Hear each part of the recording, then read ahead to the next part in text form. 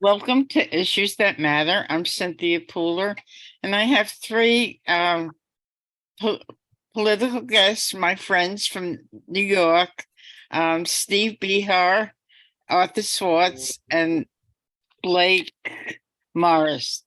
And first of all, I want to introduce you. You guys introduce yourself, and we're going to talk about George Santos and how he got to where he is. So, Steve, you're closest in proximity to George Santos District. So, introduce yourself and how do you kind of know him? Well, again, I'm Steve Bihar. I've lived in Northeast Queens pretty much. I grew up here. I moved here when I was 6, and Santos's district is right adjacent to mine. So I could walk about 10 minutes, 5 minutes, and be in his district.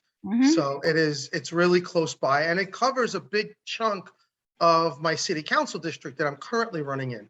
And last year, I was campaign manager for Sanjeev Jindal out in Nassau County in the 19th Assembly District. And Santos covered about 60% of our Assembly District. So I was on the ground during his campaign last year. So I've been around there. It's Arthur, you're a election law lawyer. Introduce yourself to our audience. So I'm the Democratic District Leader in Greenwich Village and the political director for the New York Progressive Action Network, and I do election law. Last year, I both did Jimani Williams's primary campaign as his election lawyer, which took us all over the state. And I had a candidate running in the third in the primary who lost to Mr. Zimmerman, named Melanie Dorigo. She was my client, so I have some familiarity with that area. Blake.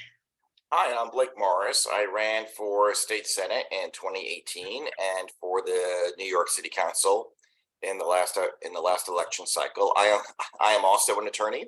I am a commercial litigator, handle contract disputes, and I do some election law. Also working in cannabis licensing now. And I've been following the travails of George Santos since he's been elected. I did not know anything about him before the election. And when I found him on cable TV popping up after the election as the winner, I knew within a minute of just watching him that he was a fraud. And I told my wife, I said, this man has a very short shelf life. I don't know what's going to happen, how it's going to happen, why it's going to happen, because I don't know anything about this man. But the vibe right through the TV with under a minute or two is this man is a fraud. So where did he come from? I know he ran against Swazi in 2020. So I'm sure there were a lot of people that knew he was less than honorable. Steve, what do you think? Well, I mean, I think people here in Eastern Queens, I'm not sure about honorable, but we all knew he's a kook because he said wacky things. He acted and it really, I want to be nice and say unprofessional, but it was really, a kind of loopy, crazy manner.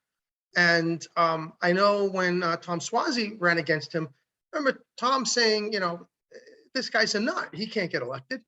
And at the end of the day, I think that he just kept repeating these lies to the point where people never questioned him. And I'm shocked, frankly, and I'm amazed that a congressional campaign didn't do any opposition research on this guy. But like I said, he's always been looked at as not necessarily dishonest, but just nuts, a kook. So, Arthur, you had mentioned to me when I called you about the opposition research. what's your take on this whole thing? Well, my take is twofold. First is that the Zimmerman campaign did a horrible job because it must have been readily apparent that there was a red wave sweeping over Long Island in 2022. Because I mean, look at it. Almost every Senate seat, every congressional seat was won by Republicans, and there must have been some polling done that indicated that that was the direction things were trending. And you would think that a good campaign would check out who your opponent is, who's running on this, phantasmic resume, child of Holocaust survivors, successful businessman, et cetera. And even looking into where his contributions came from, because I see a lot of campaigns. I worked, for example, on Monday Jones's campaign in the primary against Dan Goldman. A lot of the issues that came up during that campaign were where people's money was coming from. Goldman got it from AIPAC, and Carlina Rivera was getting it from real estate interests. So I'm not sure what was going on with Zimmerman campaign. To me, the biggest failure, which is still an ongoing issue in the Democratic Party, is this is also Jay Jacobs's 2/3 of this district is in Jay Jacobs's, home territory, the chairman of the state Democratic Party. And he also had some responsibility for knowing who people are who are running in his backyard. And the state party and the county party, which he's the head of, also didn't do their job. They didn't do their job vetting. They didn't do their job vetting the opponent. They also didn't do their job turning people out to vote in the election. Blake? So it's interesting. There's actually two separate stories going on here.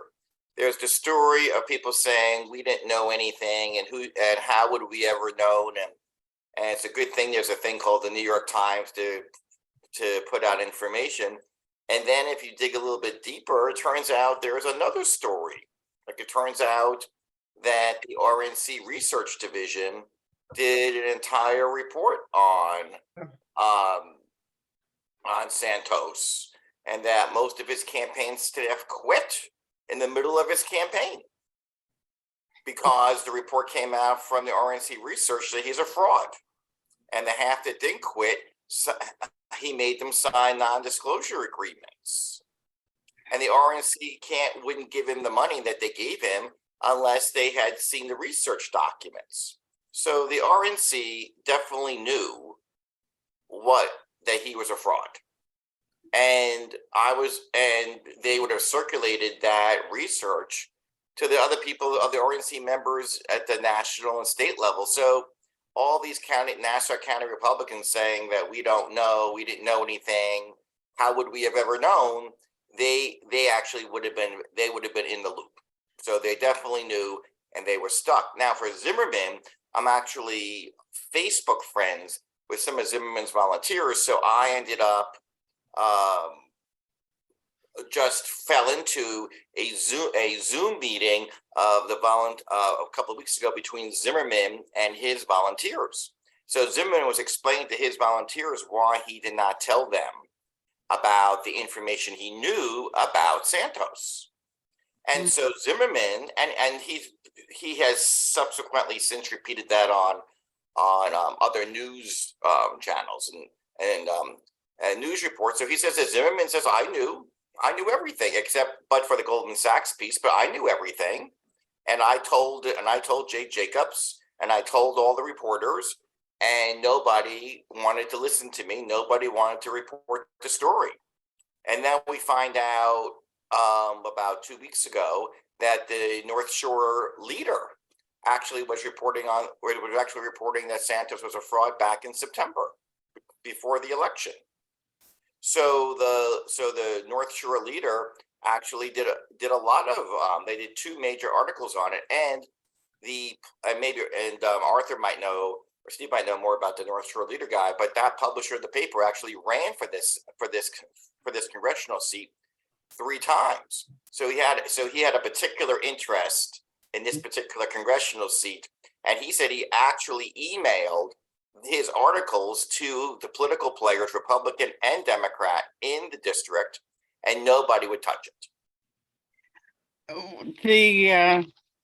The newspaper, I find that the newspaper quite interesting because that newspaper published stuff on Santos, but nobody picked up on it. None of the other papers picked up on it. And I saw the editor of the paper, and he says, well, the other publications were busy. They were concentrating on bigger races than just the congressional race. Would you call that laziness? How would you label it that only that one weekly told a story? Arthur? You're on mute. I'm holding my head.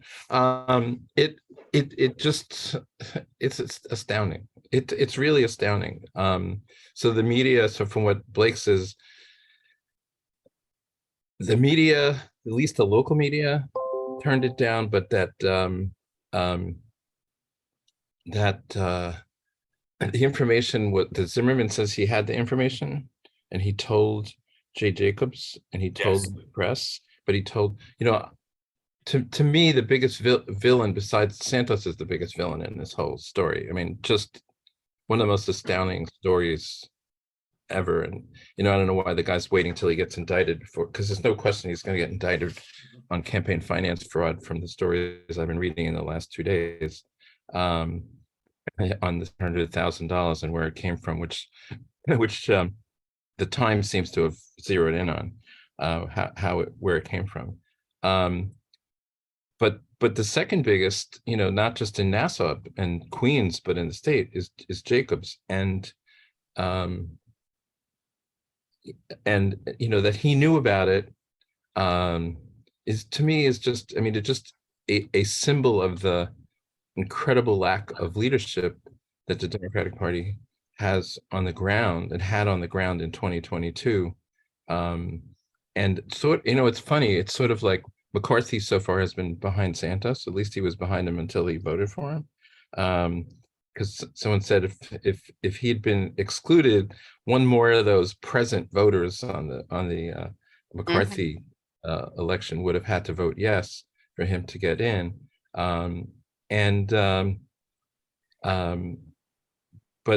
But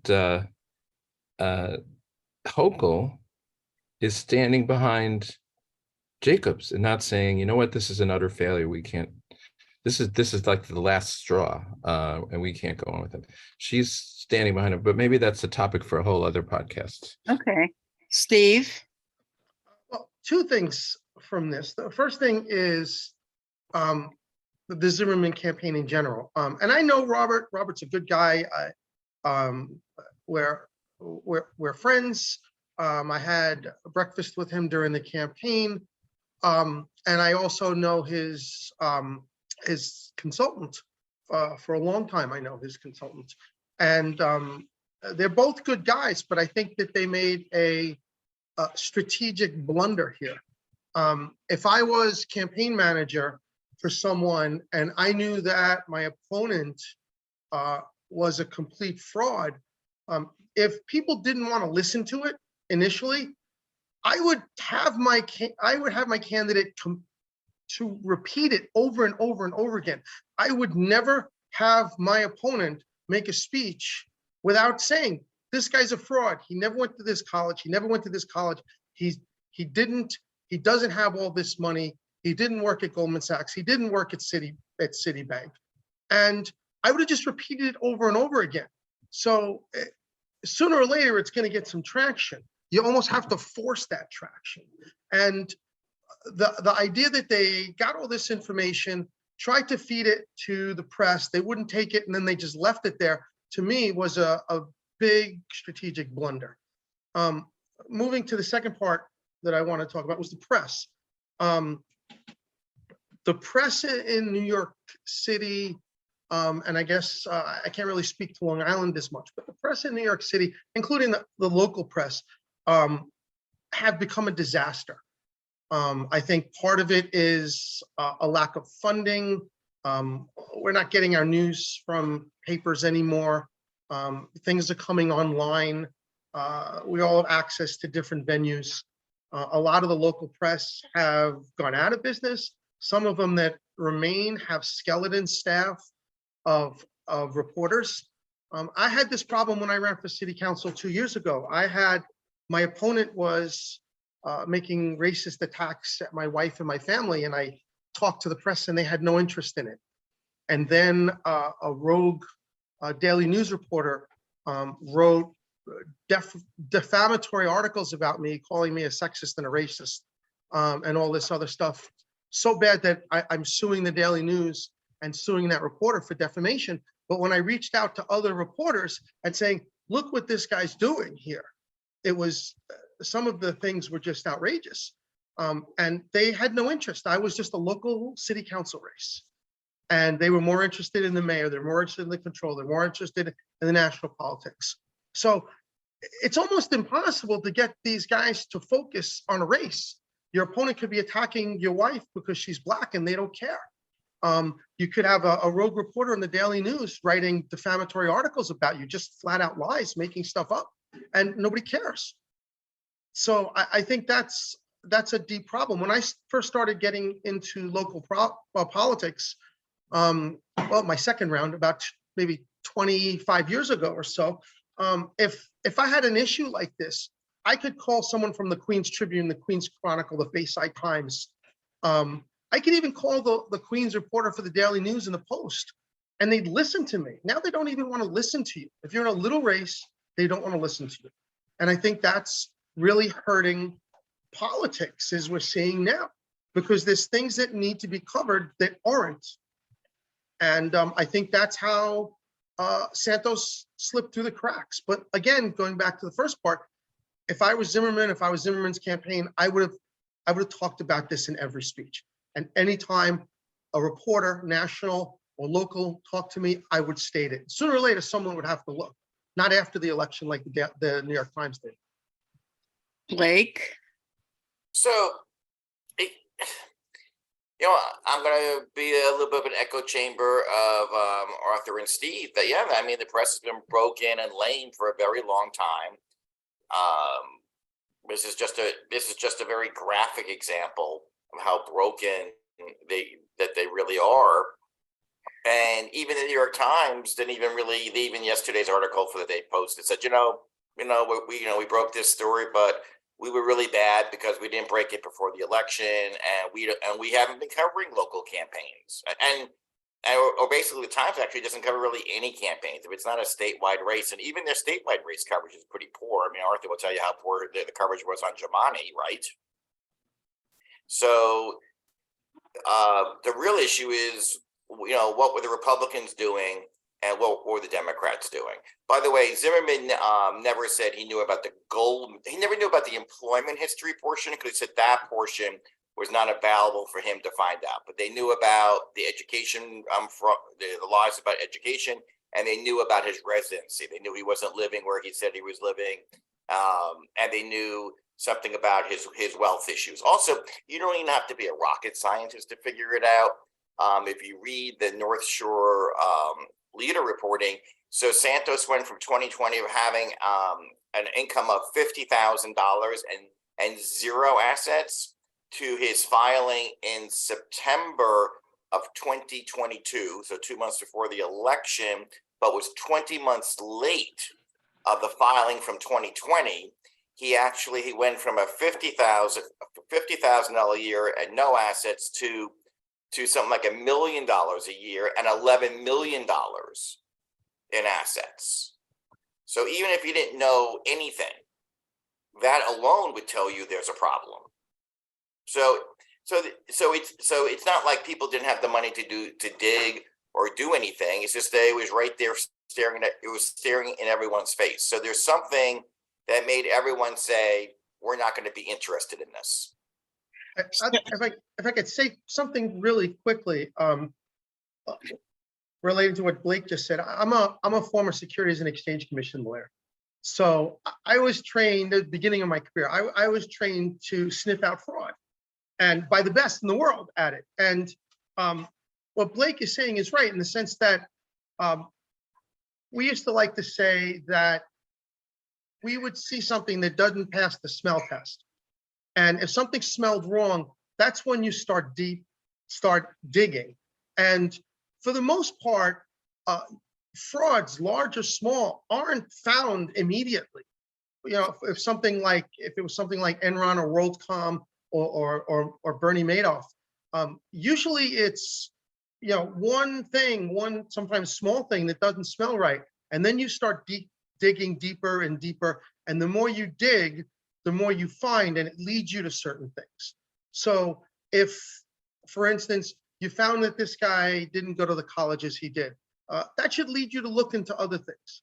You know, at that point, you need to start to look to say, well, did he really work here? Is he really making this kind of money all of a sudden? You know, where's his money coming from? You know, let's look at his filings. Oh, he's got all these expenses that are $199.99, 1 cent under the amount that you have to provide a receipt. You know, one thing should have led to another to find this, and no one did that. No one dug. And it sounds like everybody's saying, I found this thing, I found this thing, I found this thing, but nobody digged further. Mm-hmm. Wow. Which I think,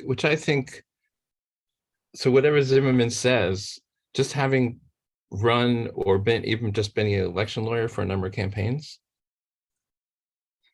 how could, even if the press doesn't do it, so you put out something, you start hitting I'm sure there were debates.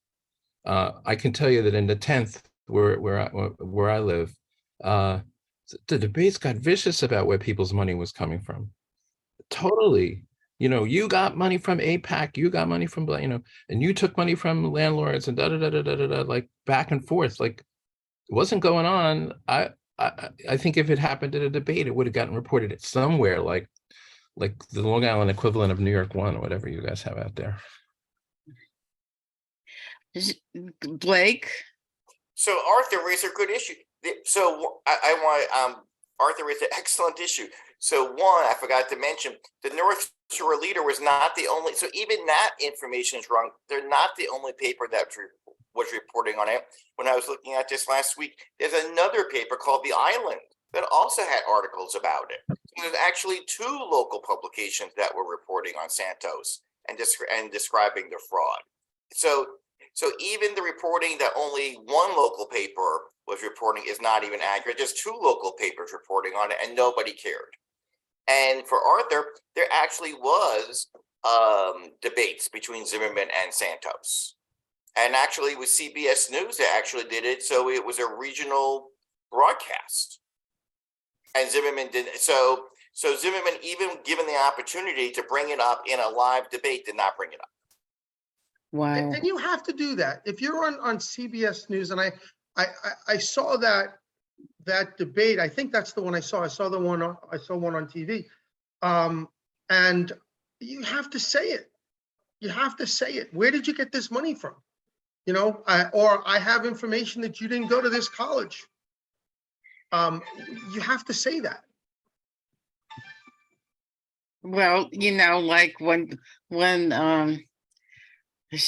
they ask questions of Santos in Washington, he just walks right past them and doesn't look at them.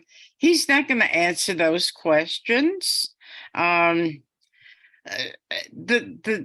thing is, there's a schism between what's going on locally, meaning New York, versus what's going on in Washington with McCarthy.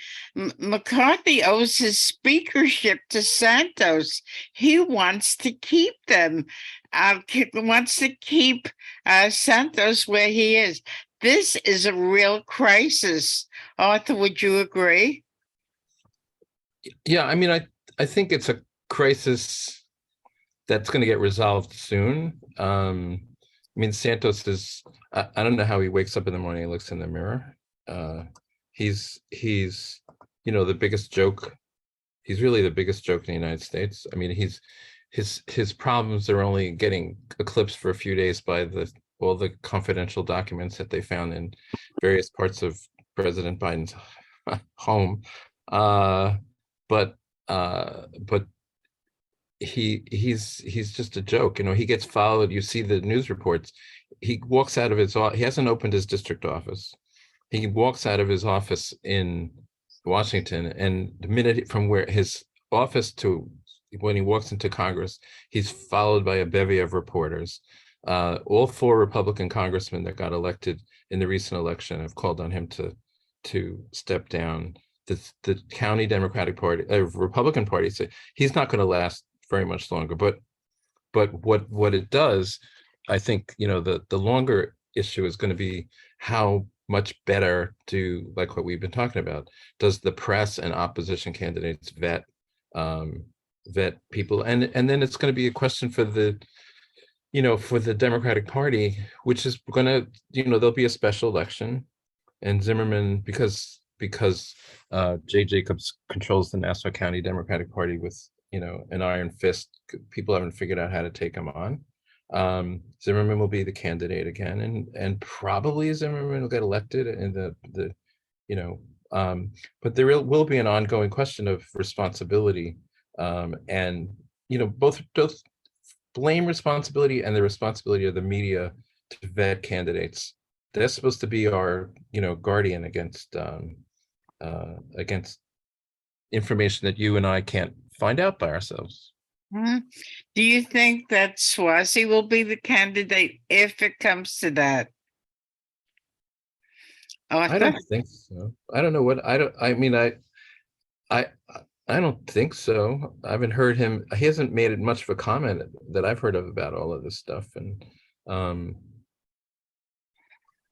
he clearly was ready to give up Washington because his campaign against Hochul was kind of a long shot. I mean, he came in third, and without very large percentage of the vote. So I haven't heard him wanting to go back in Washington, but that election will happen fast. I think special congressional elections take, I think within 2 months you'll have a new congressperson.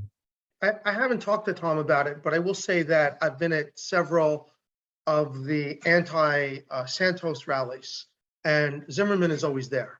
So that kind of indicates to me that Robert is still interested. And you know what? If I was him, I'd be interested too. Blake, what do you think? Oh, so we raised a lot of issues just now. So I've met Swazi a couple of times.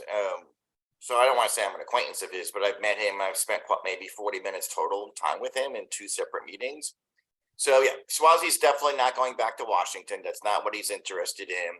His gubernatorial campaign was very quixotic at best. We'll call it that. And for Zimmerman, yeah, he definitely he's told his volunteers, and he's been on in the press and on television saying he wants to be back in Congress. He wants to be elected. I think his conduct here has disqualified him for any position at any level of government, because he's done just an atrocious job here. I don't know why. Because we don't know what his motivation was for keeping shut, for being quiet. He told the volunteers, he said, because I don't want to embarrass you. So he told the volunteers who were knocking on the door, said, we were stuck. You left us out there hanging out to dry. We didn't know what to say. We didn't know that you had this information. This is something we could have told the voters. This could have made a big difference in the election. And his response was, well, I don't want to bother you. So I think there's another. I was going to say, more, Blake, there's another issue here that we should maybe have another podcast about, but the issue of the special election. Oh, many more podcasts. Because correct me if I'm wrong, in a special election, the candidates are chosen by the party. Yes. In the Congress and the state, not like this. The city, we have these nonpartisan special elections, but for both the state and No, the we federal don't, level. we don't. It's chosen by the same way. It shows, which is absurd. And that's something, we talk about reform. It's kind of ironic to me that, since we've gotten majorities and supermajorities up in Albany as Democrats, that's a reform that we should have done immediately. That's as about as undemocratic as you're going to get, to have, party bosses, in the cliche of the smoke-filled room, picking who the next congressman's going to be. So, we've talked for quite a while. I have one more question and then we'll see how it unfolds and we'll talk again. But I think this is the most important question. Where did Santos get his money? What do you think, Blake? Well, according to the reporting according to the New York Times and other reporting, it's actually, the question is where he did not get his money from, because he's got his money from a lot of different sources. There's a tangential connection to a Russian oligarch who got deported from the United States. There's money from people with precarious connections who are under investigation for racketeering. I'm trying to think of all the different people that he has just various sources. Most of his money, plus the 600, and actually the loan to his campaign of the $700,000 or the $600,000. Actually, once you read the reporting, it gets a little complicated exactly how much that loan was. So we have possible foreign money, we have nefarious money, we have the loan that we know he didn't have the money for. So the $700,000 either was phantom or it came from some unknown source and he was just a front for that money.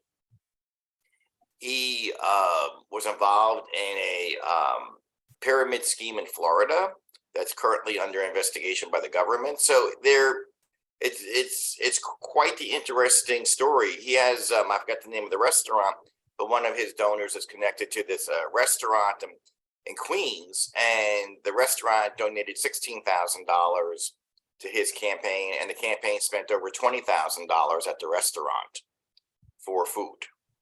Wow. Steve, what do you think? When it first came out, looking at the loan specifically, I think if I was investigating this, what I think probably happened was that Santos had access to all this nefarious, illegal money, whether it was over the limit money, whether it was foreign money, whether it was criminal money, whatever it was. And we had a $2,900 limit on contributions for this race. So what I think he may have done was set up an LLC. He set up this LLC in Florida, and he said, okay, this is my business. And then these, whatever it is, Russian oligarchs, whatever you've heard, whoever's giving this money, basically hired, in quotes, his company and paid it all that money. And then I think he probably paid himself from his company and then loaned it to the campaign, using that, LLC in Florida as essentially a laundromat for this money. So, you could reach out to, a Russian oligarch, give me $500,000. You sign a contract. I'm going to give you, services from my, XYZ LLC in Florida. You've got people who want to give you $100,000, $50,000, whatever it may be, and then put the money into the LLC and then give yourself a distribution and then take your distribution and loan it to the campaign. That's where I would look first. Arthur? Oh, I don't know. Yesterday I was reading about a phony 501c4, a phony PAC. I think that besides, who gets blamed and what we learn out of it is that once Santos resigns, is how many years he spends in prison. He's going to do good time. He's going to do good time in prison. No question about it. This is not one of these cases where he's going to get fined. I mean, campaign finance stuff gets treated, gets, people get, I think Joe Bruno, who was the head of the Senate, right? Like 20 years ago, he had a campaign finance case, he spent time in prison. And he got out because the Court of Appeals said that the statute that he was convicted under was vague. But this is the stuff that prison campaign finance violations. Look at all the members of the New York City Council and the New York State Assembly and the New York State Senate who've gone to prison over campaign finance stuff, money being funneled in and out of, nonprofits and whatever to their campaigns. So that'll be the question, how much time he does. And so this is an unfolding and ongoing saga.